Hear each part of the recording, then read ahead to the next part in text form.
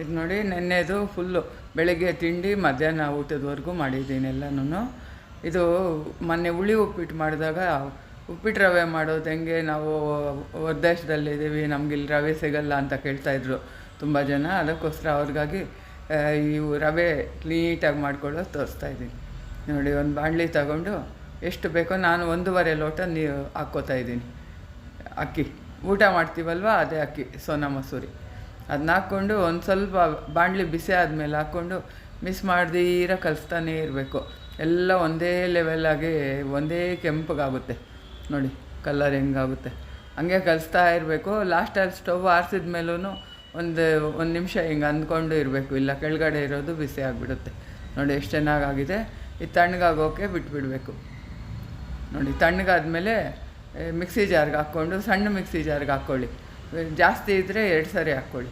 ನೋಡಿ, ಆ ಥರ ಪಲ್ಸ್ ಕಡೆ 1-2 ಸರಿ ತಿರುಗಿಸ್ತಾ ಇರಬೇಕು. ನೋಡಬೇಕು ನೋಡಿ, ಇನ್ನು ಸ್ವಲ್ಪ ದಪ್ಪ ಇದೆ ಅಲ್ವಾ, ಇನ್ನೊಂದು ಸರ್ತಿ ಹಾಕೋದು. ಹಂಗೆ ನೋಡ್ಕೊಂಡು ಹಾಕ್ಕೊಳ್ಳಿ. ಮೊದಲಿಗೆ ಬೀಸ್ತಾ ಇದ್ರಲ್ಲ ಬೀಸಕ್ಕೆ ಕಲ್ಲಲ್ಲಿ, ನಮ್ಮ ಅಜ್ಜಿ ಬೀಸಿಬಿಟ್ಟೆ ಉಪ್ಪಿಟ್ಟು ಮಾಡ್ತಾಯಿದ್ದಿದ್ದು. ಸೇಮ್ ಮಿಕ್ಸಿಲಿ ಹಾಕ್ಕೊಂಡ್ರೆ ಅದೇ ಥರ ಬರುತ್ತೆ. ಸ್ವಲ್ಪ ಹಿಟ್ಟು ಸ್ವಲ್ಪ ರವೆ, ಆ ಥರ ಹಿಟ್ಟಿಟ್ಟು ರವೆ ಥರ ಇರುತ್ತೆ. ತುಂಬ ಚೆನ್ನಾಗಾಗುತ್ತೆ ಉಪ್ಪಿಟ್ಟು. ಬೀಸೋ ಕಲ್ಲಲ್ಲಿ ಬೀಸಿದ್ರೆ ಹೆಂಗೆ ಬರುತ್ತೋ ಸೇಮ್ ಹಂಗೆ ಬರುತ್ತೆ. ನೋಡಿಕೊಂಡು ಮಾಡ್ಕೊಳ್ಳಿ. 1-2 ಸರಿ ಅಂದ್ಕೊಳ್ಳೋದು ನೋಡಿ, ಈ ಥರ ಇರಬೇಕು. ತುಂಬ ಚೆನ್ನಾಗಾಗುತ್ತೆ. ಅಕ್ಕಿ ಮಾತ್ರ ಕ್ಲೀನಾಗಿ ಹುರಿದಿರಬೇಕು. ಅಕ್ಕಿನೂ ಅಷ್ಟೇ, ನೀವು ತೊಳೆಯೋದಾದರೆ ತೊಳೆದ್ಬಿಟ್ಟು ಪಟ್ಟಂತ ತೊಳೆದ್ಬಿಟ್ಟು ಹಾರಾಕೊಂಡ್ಬಿಟ್ಟು ಹುರಿಬೇಕು.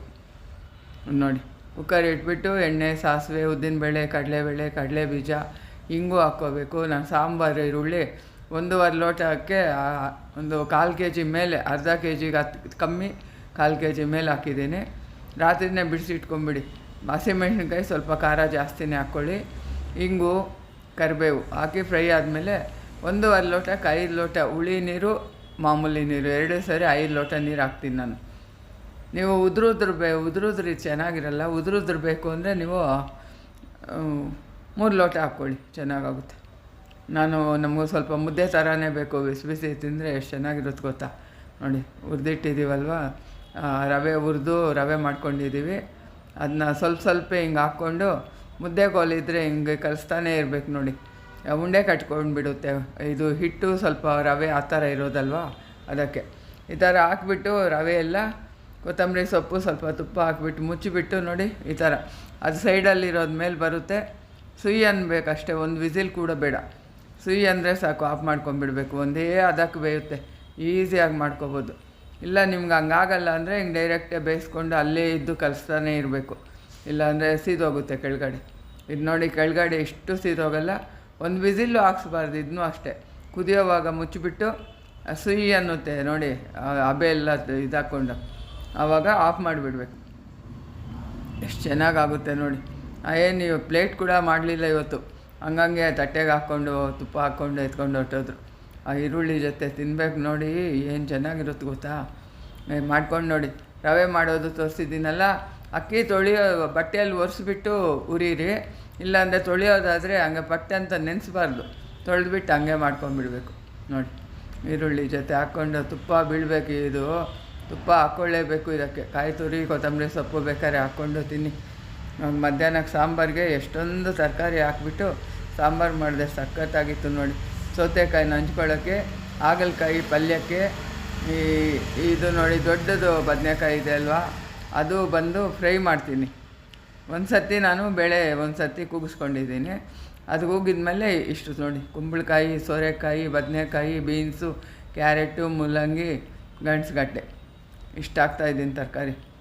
ಏನು ಚೆನ್ನಾಗಿತ್ತು ಗೊತ್ತಾ ಸಾಂಬಾರು, ಸಖತ್ತಾಗಿತ್ತು.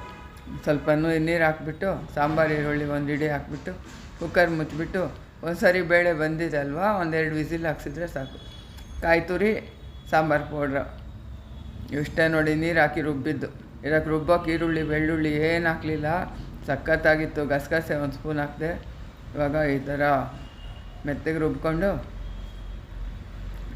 ಒಂದು ಬಟ್ಲು ಇಟ್ಬಿಟ್ಟು ಒಗ್ಗರಣೆ ಹಾಕ್ಕೋಬೇಕು ನೋಡಿ.